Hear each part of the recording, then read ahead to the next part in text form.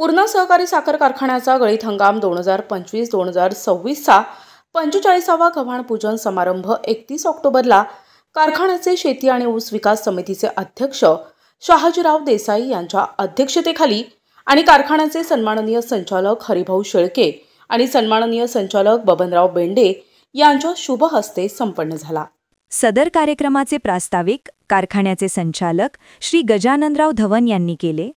त्यांनी गळीत हंगाम 2025-26 मध्ये जास्तीत जास्त गाळप करण्यासाठी सर्वांनी सहकार्य करावे अशी विनंती केली।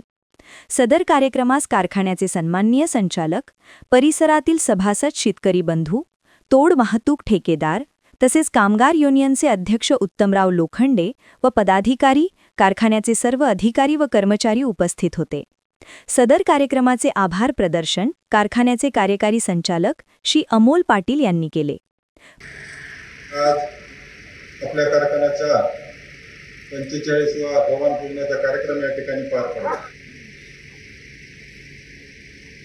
शासनाच्या धोरणानुसार कारखाना 1 तारखेला आपल्याला सुरू करायचा होता, परंतु पावसाळा अद्यापही संपलेला नाही। मागच्या 2-3 दिवसाखाली खूप मोठा पाऊस झाला, त्याच्यामुळे पुढे सुद्धा 4 ते 5 दिवस ऊस तोड करणं शक्य होणार नाही अशीच परिस्थिती शेतामध्ये आहे। 5 किंवा 6 तारखेला आपला सुद्धा कारखाना या ठिकाणी रिसर्च चालू होईल। आताच या ठिकाणी शेटे साहेब असतील, धवन साहेब असतील, यांनी कारखान्याच्या गाळात 6 लाख व्हावं अशी आशा व्यक्त केली। कार्यक्षेत्रामध्ये आज सुद्धा 14.5 लाख टन ऊस आपल्याकडे उपलब्ध आहे। गेल्या वेळेस 16 लाख टन होता। यावर्षी थोडासा ऊसावरती कीड आणि रोगाचा फार मोठा प्रादुर्भाव या ठिकाणी दिसून आलाय। थोडे ऊस थोडे काही हरेच देतील किंवा चांगला ऊस थोडा निघेल असं काही दिसत नाही। कार्यक्षेत्रात जरी 14 लाख टन ऊस या ठिकाणी नोंदलेला असेल, कारखान्याची संख्या पाहता आपल्याला जास्तीत जास्त गाळप या ठिकाणी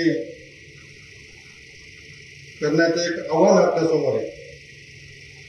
कारण कुठल्याही कारखान्याची गाडी आली की सभासद ऊस देऊन टाकायला लागला, म्हणजे कोणी वाट पाहायला तयार नाही। धरणामध्ये 100% आपले दोन्ही धरणं भरलेले आहेत। खूप जास्त पाऊस झाल्यामुळे विहीर आणि बोरला पाणी राहणार आहे।